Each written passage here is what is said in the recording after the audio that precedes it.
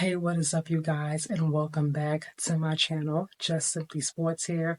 If you are new here, I want you to stop whatever you are doing right now. I want you to hit the like and subscribe button. If you're not new, you've been here. I appreciate you. You guys, let's just get right into it. NBA, we are coming into the final stretch of the NBA season. It's getting ready to, it's time for teams to make their playoff push for seeding and get ready to ultimately compete for that NBA championship. Now, the West has gotten so interesting the past few weeks, with the whole Luka trade. But the team that I feel like I have not been paying enough attention to is the Memphis Grizzlies. You guys, look at this. Morant for three. Got it with 9.2. Morant drives for the tie. It's in with 1.4. Time becoming a factor. Aldama's got an open three. Yes! Skip pass. Morant drives on Beal. Partially blocked by Public. NBC tips it in. Oh, dangerous pass. Morant has it. Morant, Royce O'Neal trying to take a foul. Jalen Williams with 9 triggers. 2.7. Durant running back to the three-point line for the tie. No! Hammer! Nail! Looking at the Memphis Grizzlies last night as they took down the Suns in overtime, I said, you know what? I always look at the Grizzlies as a defensive first team before offense. But I said, I had to go back and look at some of their scores and, who they played and what the final scores were. I was like, you know what? I have been underestimating this team because just as good as they are defensively, they're really, really good offensively as well, which means they can pretty much match anybody. So the 7-game series, I don't think anybody wants to see the Grizzlies in the 7-game series. Now, I feel like for the past couple of seasons, especially last season, season before that, because everything that happened with Ja, we kind of forgot about the Grizzlies. We know they were there, obviously, and they were still doing their best to win games without Ja. And we've seen a nice emergence of Jaren Jackson Jr. He's been, I don't want to say replacement, but I really feel like he has put the team on his back. And he has really come into his own. I like that he's continuing to evolve as a player. I see his growth, which is great.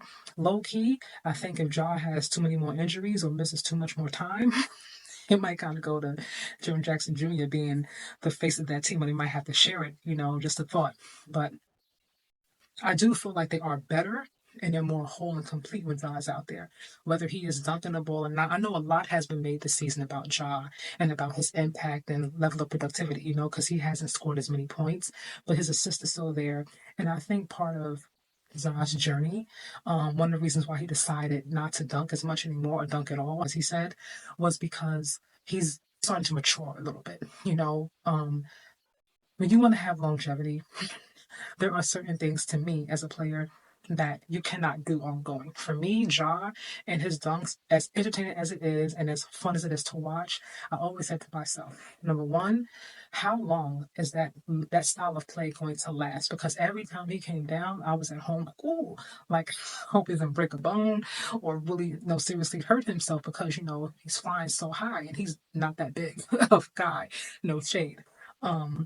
And I think those injuries that he has gone through the past couple of seasons, even some this season with the shoulder, missing some time this season, spending that time with Derrick Rose last season, I really feel like gave him a different perspective in terms of what he needs to do in terms of longevity and how he should move going forward. If he really wants to stay in this business a long time, that means changing the style of the way in which you play, so you're not hurt as much, making better decisions, of course, as well. Those things also affect your career and how long, you get to be the star, of this league or star in the league, but all that to say, I feel like he also has grown as an individual and learning that him missing, or I could be wrong, this is just my perspective, but what I'm getting from looking at him and changes that he has made on the court and off the court. I feel like him realizing that, okay, I missed some time. Some of it's his fault, some of it's no fault of his own. But the team has still moved. The team has still grown. They have added a lot of depth to that bench. And Jaren Jackson Jr. has been consistent and he has delivered. So I'm coming back into what's a team sport. I don't need to necessarily be the guy who puts the cape on. because this is a team sport and I can contribute in a different way and we can still win. I say the same thing about Jason Tatum. Like before, I feel like he felt, and again, this is my opinion, that he needed to be the face. Like he needed to be out in front. He had to score all the points for them to win. And I think once he realized, I don't need to do all this. I can just still be myself. I don't have to take as many shots. I don't have to score as many points. I don't have to have 35 points, 15 rebounds, and 12 assists for my team to win because they're strengthening the team. And we do have a strong team here in Boston. Lean on the people around you. You know what I mean? I think you will go further. And I feel like that's what we're seeing right now from Ja because people are complaining about him not, looking the same. I think that's by choice. I don't think it's because he's incapable of still taking over when he wants to, like we saw him do last night. You know what I mean? He definitely still shows, to me, he still feels that he has it. When you look at the West, the teams are so close, with the exception of OKC. But even them, if you guys think about what is it, the in-season tournament, right? They were a little bit exposed because the Bucks did a demolition job on that team. They could not do anything in that game. I don't know if you want to call it a lucky game, from Giannis and Chris Middleton at the time he was still there and Dame, whatever you want to call it. It was one hell of a defensive clinic. They really put on a show in terms of in that game. And I said, okay, there's something here, with the with OKC. There's definitely a way to beat them. Not gonna be an easy one, but there is a way to beat them. And then in watching OKC have a 25-point lead the other night against the Timberwolves, and then they've managed to fight back. They fought back with Ant-Man being on the bench most of the time in the fourth quarter. To me, that was what was most impressive, that they did it without, the star of their team. And I said, I was kind of hard on Minnesota, earlier in this year with the trade with Cat, which, by the way, I think is still an awful, awful trade. He would not have gone anywhere if I was obviously an owner, but I'm not.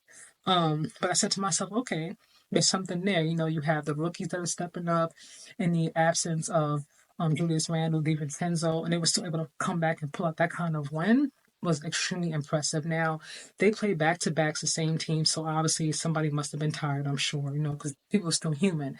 But for that kind of win, I said, man, okay, this is good. So to say that when you look at each team, as especially the teams that are in the top, right? Even teams in the play-in, hence my Golden State Warriors that are coming in through the play-in. Low key, you guys, I don't want to go too far off, okay, from the Grizzlies, but we got to give my Golden State Warriors a shout out because if you look at this channel here, I have been high on the trade of Jimmy Butler when he first said he didn't have his joy. I was like, you can find your joy in Golden State, we'll take you. And it turned out to be a really, really good trade thus far. The opposites, they say opposites attract, and it has been great to see Steph. Steph feels like there has been a weight lift off of his shoulders, like he can rest more so. We're not running him into the ground, especially before playoffs when we're really going to need him. Jimmy has been a great addition. Everybody's meshing well together. And this is without Kuminga, who's going to be coming back in a few weeks as well. So I look forward to seeing how he fits into this new lineup and how it works. But I am liking what I am seeing. And after I saw them play the Mavericks, especially after seeing them play, the past, 5 or so games, I'm like, I'm not gonna count them out. Like the way they're pushing the pace, moving the ball, and defensive wise as well. I can't count them out from actually making a spot in the playoffs and getting out of the play-in position. But back to the West in terms of standings, each team aside from OKC made the top. They're like miles ahead are neck and neck. You're pretty much like one game or two games away from being in the play-in or being in the playoffs. You're like one injury away. There's just so many variables right now. I don't feel like you can point to any one team and say, okay, they are going to ultimately come out of the West. Say what you want about the Luka and the Lakers last night beating the Mavericks. I was not honestly extremely impressed. LeBron seems to impress me, with his age, obviously, his level of production, but for the Mavericks to take them to down to the wire, to the last 2 minutes, and to still very much be in that game and still be able to win.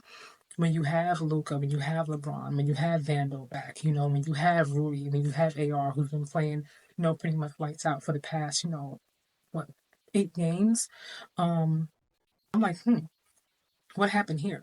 I thought I expected the Lakers to win, obviously, because the Mavericks were missing some very, very key players. Daniel Gafford, Derek Lively, obviously, most notably AD. Caleb Martin is there, but he's injured now. A lot of injuries on that side.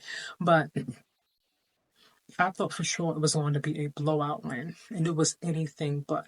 The Mavericks stayed within striking distance the entire game. Not one point in the game did the Mavericks get far behind. They had to play a huge, amount of a huge part, trying to catch up so they didn't lose the game. That never happened, and I was thoroughly impressed more so by the Mavericks and their ability to still be able to come together and still almost be able to win against a Lakers team that had pretty much all of their players. Now, say what you want. Oh, I know people go win's a win, you still lost. But it's not just winning for me, it's how you look when you win. And for me, that game right there didn't speak volumes to me. I think they were more impressive when they beat the Nuggets and how they played them defensively more than anything. But the Grizzlies, to me, you guys, in a 7 game series, the Grizzlies versus Oklahoma City Thunder, the Grizzlies versus the Timberwolves. I don't know who I would pick, you guys. Actually, I'm lying. I don't know who I would pick. Where I stand right now, with everybody healthy, I'm gonna go Grizzlies. I'm gonna go Grizzlies are gonna be one of the final 2 teams that are standing in the end in the Western Conference. Really and truly. But what do you guys think though about the Grizzlies, about the Western Conference in general? Who do you have coming out the West? Let me know in the comments. And of course, I will see you in the next video.